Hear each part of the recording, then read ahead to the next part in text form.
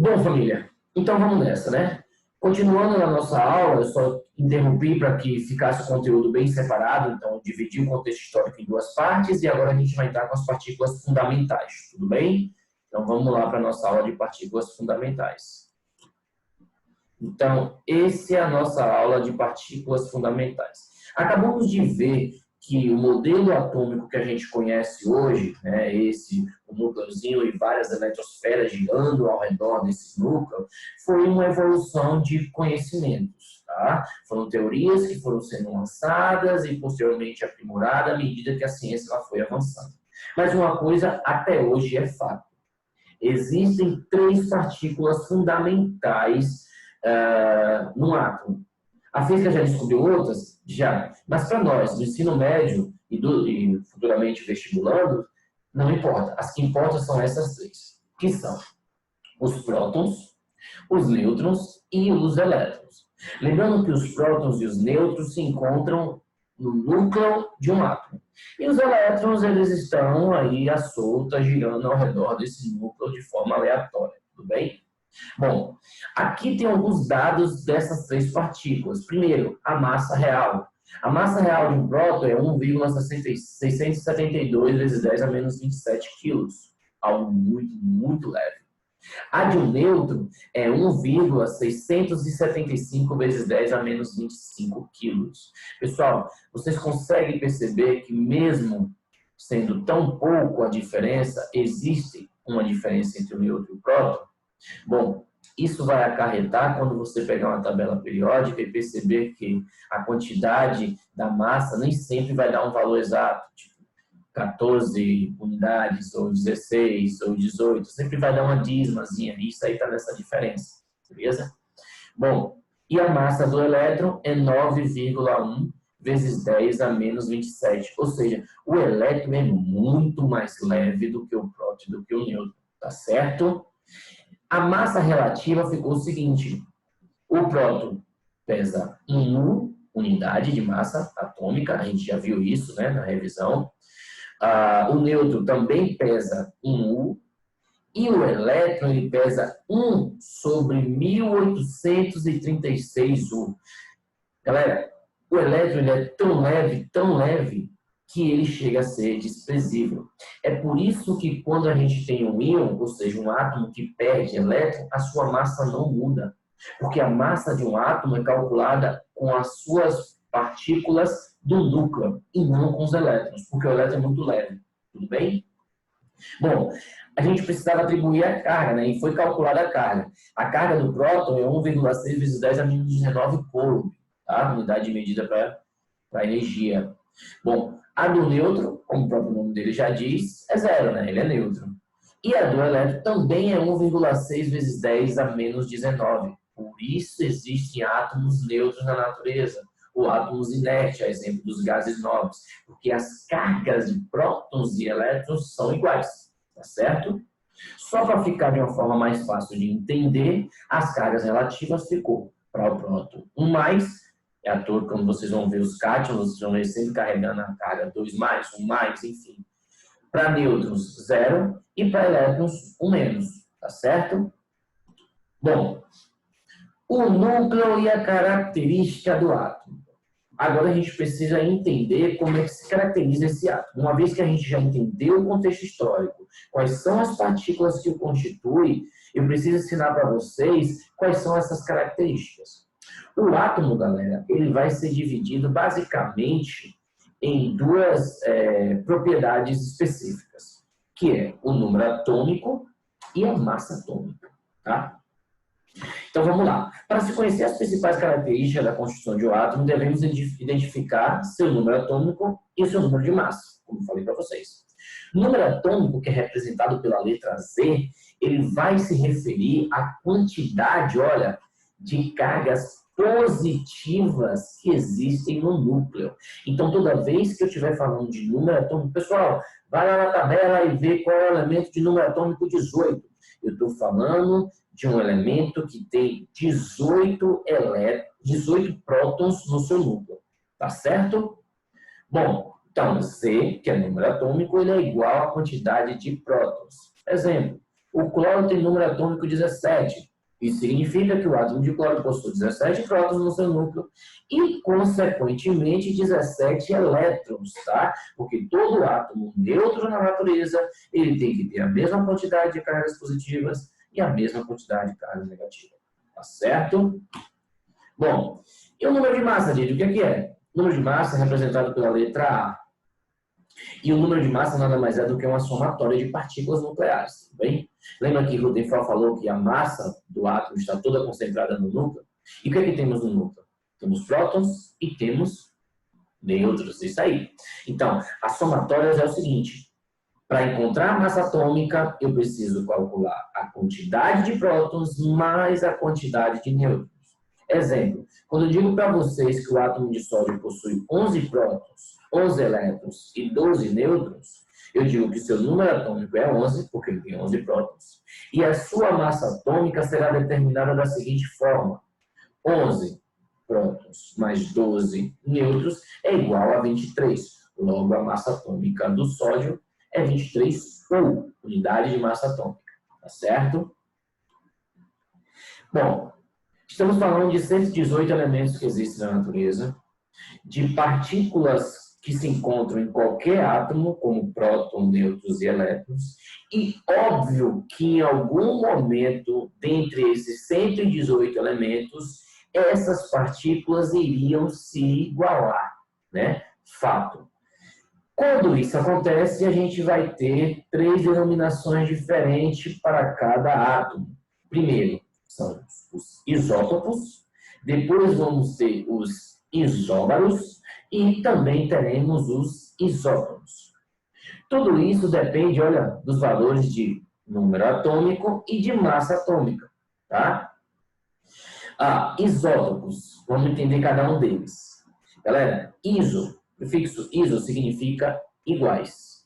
E esse P que eu coloquei aqui em destaque, ó, não foi à toa. É um macete, tá? Então, toda vez que você falar um isótopos, aparecer o P no meio do nome, eu estou falando de prótons iguais.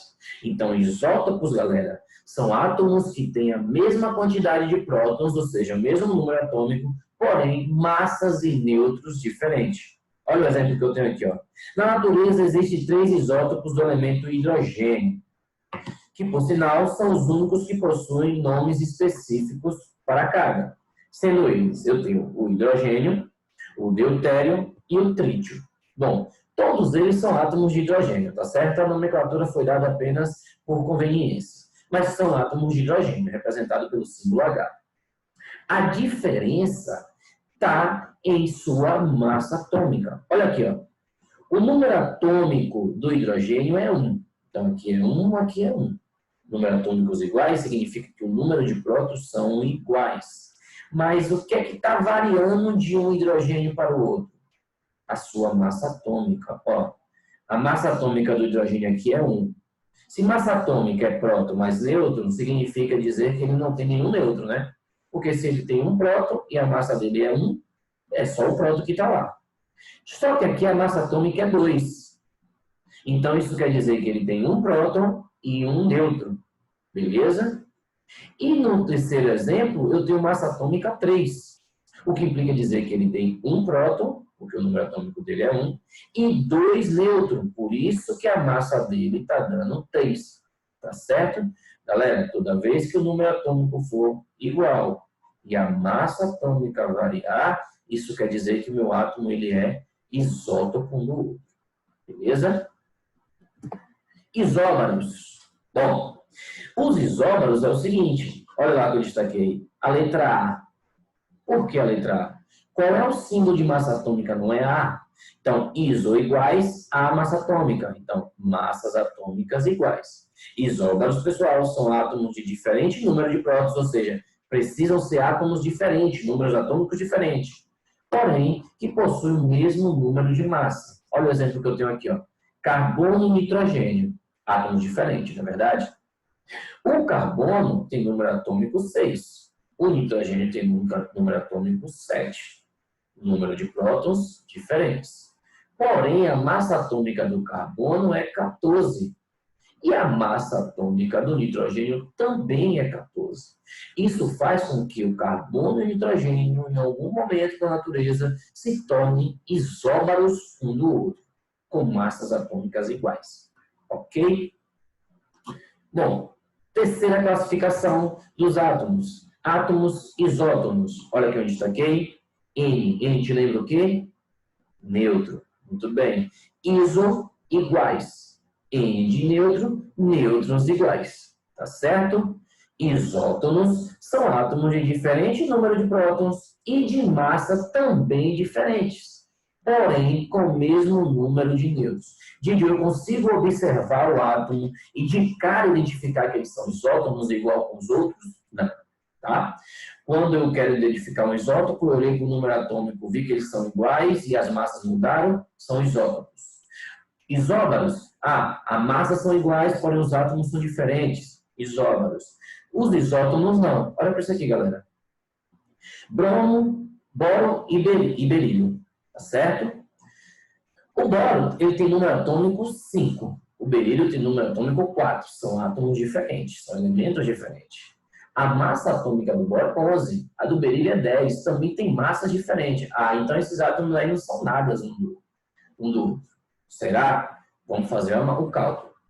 Pessoal, se massa atômica é Z mais N, para achar N, eu reorganizo a fórmula.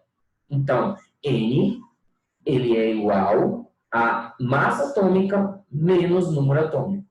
Quando eu faço esse cálculo, eu encontro o número de nêutrons. Olha lá, N é igual a 11, que é a massa atômica, menos 5, que é o número atômico. N é igual a 6.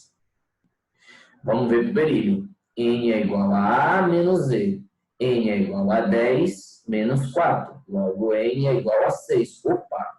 Átomos diferentes, com números atômicos diferentes, com massas atômicas diferentes, porém, com número de nêutrons iguais. Tá certo? Isso é o que classificamos como isótomos. Átomos isótomos. Tudo bem? Posso seguir? Então, vamos nessa. Ainda há uma classificação extra, tá? Que são os isoeletrônicos. Isso só vai acontecer na hora que eu estiver comparando átomos com íons, né? E a gente já sabe que íons não são átomos neutros, são átomos que ganharam ou que perderam elétron, tá certo? Por isso que os isoeletrônicos, eles não entram nas classificações convencionais do átomo. Mas mesmo assim, é importante a gente explicar. Por quê? Ó, então vamos lá para a definição. Isoeletrônico são átomos de elementos químicos diferentes que se apresentam com números de elétrons idênticos, tá? Então esquece as partículas do núcleo, os prótons, os nêutrons e a massa atômica, e o foco agora é nos elétrons, tá? Olha para isso aqui. Exemplo, vamos ver os exemplos. Eu tenho um cátion de magnésio que tem número atômico 12. Bom, mas se ele é cátion, eu sei que ele perdeu o elétron. Toda vez que um átomo fica positivo, implica dizer que ele perdeu o elétron, tá certo? Então, se ele tem número atômico 12, ele tem 12 elétrons. 12 prótons, 12 elétrons.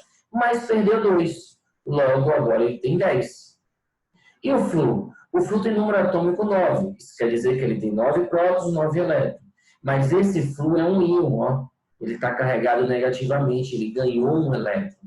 Se ele ganhou um elétron, 9 mais 1, ele agora tem 10 elétrons. Ou seja, elementos diferentes, com número atômico diferente, com massa diferente, porém com número de elétrons iguais.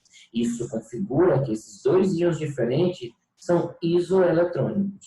Deu para entender? Então, isoeletrônicos são átomos que ganharam ou que perderam elétron e que, por consequência, ficaram com a mesma quantidade ao final desse processo. Tudo bem?